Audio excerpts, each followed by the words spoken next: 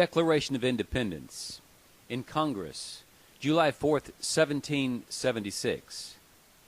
The unanimous declaration of the 13 United States of America.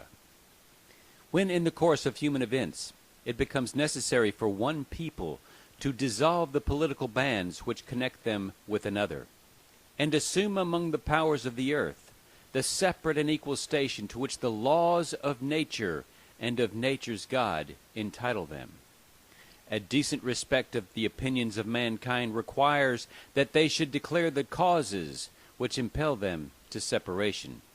We hold these truths to be self-evident, that all men are created equal, that they are endowed by their Creator with certain unalienable rights, that among these are life, liberty, and the pursuit of happiness, that to secure these rights, governments are instituted among men, deriving their just powers from the consent of the governed, that whenever any form of government becomes destructive of these ends, it is the right of the people to alter or abolish it and institute new government, laying its foundations on such principles and organizing its powers in such form as to them shall seem likely to affect their safety and happiness. Prudence indeed will dictate the governments long established should not be changed for light and transient causes. And accordingly, all experience hath shown that mankind are more disposed to suffer while evils are sufferable, than to right themselves by abolishing the forms to which they are accustomed. But when a long train of abuses and usurpations, pursuing invariably the same object, evinces a design to reduce them under absolute despotism, it is their right, it is their duty, to throw off such government, and provide new guards for their future security. Such has been the patient sufferance of these colonies, and such is now the necessity which constrains them to alter their former systems of government. The history of this present King of Great Britain is a history of repeated injuries and usurpations, all having in direct object the establishment of an absolute tyranny over these states. To prove this, let the facts be submitted to a candid world. He has refused to assent to laws the most wholesome and necessary for the public good. He has forbidden his governors to pass laws of immediate and pressing importance, unless suspended in their operation till his assent shall be obtained. And when so suspended, he has utterly neglected to attend to them. He has refused to pass other laws for the accommodation of large districts of people, unless those people would relinquish the right of representation in the legislature, a right inestimable to them and formidable to tyrants only. He has called together legislative bodies at places unusual, uncomfortable, and distant from the depositary of their public records, for the sole purpose of fatiguing them into compliance with his measures. He has dissolved representative houses repeatedly for opposing with manly firmness his invasions on the rights of the people. He has refused for a long time, after such dissolutions, to cause others to be elected, whereby the legislative powers, incapable of annihilation, have returned to the people at large for their exercise, the state remaining in the meantime exposed to all dangers of invasion from without and convulsions within. He has endeavored to prevent the population of these states for that purpose, obstructing the laws for naturalization of foreigners, refusing to pass others to encourage their migrations hither, and raising the conditions of new appropriations of lands. He has obstructed the administration of justice by refusing his assent to laws for establishing judiciary powers. He has made judges dependent upon his will alone for the tenure of their offices and amount and payment of their salaries. He has erected a multitude of offices and sent hither swarms of officers to harass our people and eat out their substance. He has kept among us in times of peace standing armies without the consent of our legislatures.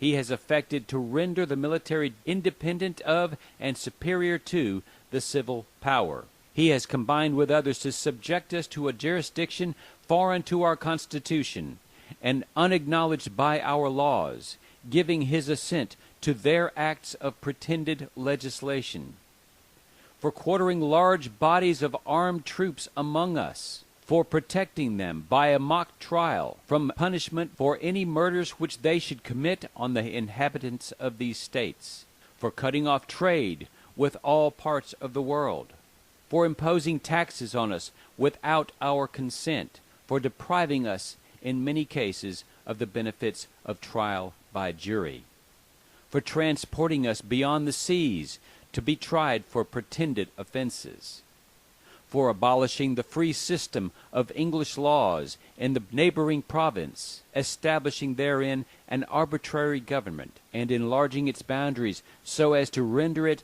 at once an example and fit instrument for introducing the same obsolete rule in these colonies, for taking away our charters, abolishing our valuable laws, and altering fundamentally the form of our government, for suspending our own legislatures, and declaring themselves invested with power to legislate for us in all cases whatsoever. He has abdicated government here by declaring it out of his protection and waging war against us. He has plundered our seas, ravaged our coasts, burnt our towns, and destroyed the lives of our people.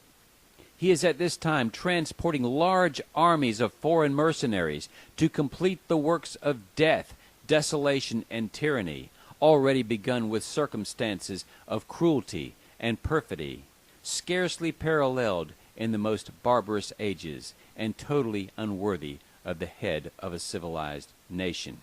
He has constrained our fellow citizens taken captive on the high seas to bear arms against their country, to become the executioners of their friends and brethren, or to fall themselves by their hands. He has excited domestic insurrections amongst us, and has endeavored to bring on the inhabitants of our frontiers the merciless Indian savages, whose known rule of warfare is an indistinguished destruction of all ages, sexes, and conditions. In every stage of these oppressions we have petitioned for redress in the most humble terms. Our repeated petitions have been answered only by repeated injury. A prince whose character is thus marked by every act which must define a tyrant is unfit to be the ruler of a free people. Nor have we been wanting in attentions to our British brethren. We have warned them from time to time of attempts by their legislature to extend an unwarrantable jurisdiction over us. We have reminded them of the circumstances of our emigration and settlement here. We have appealed to their native justice and magnanimity, and we have conjured them by the ties of our common kindred to disavow these usurpations, which would inevitably interrupt our connections and correspondence. They, too, have been deaf to the voice of justice and consanguinity. We must therefore acquiesce in the necessity which denounces our separation, and hold them, as we hold the rest of mankind, enemy in war, in peace friends. We, therefore, the representatives of the United States of America, in General Congress assembled, appealing to the Supreme Judge of the world for the rectitude of our intentions, do in the name and by the authority of the good people of these colonies solemnly publish and declare that these colonies are, and of right ought to be, free and independent states, and that they are absolved from all allegiance to the British Crown, and that all political connection between them and the state of Great Britain is and ought to be totally dissolved, and that as free and independent states they have the power to levy war, conclude peace, contract alliances, establish commerce, and do all other things which independent states may of right do. And for the support of this declaration, With a firm reliance on the protection of divine providence, we mutually pledge our lives, our fortunes, and our sacred honor.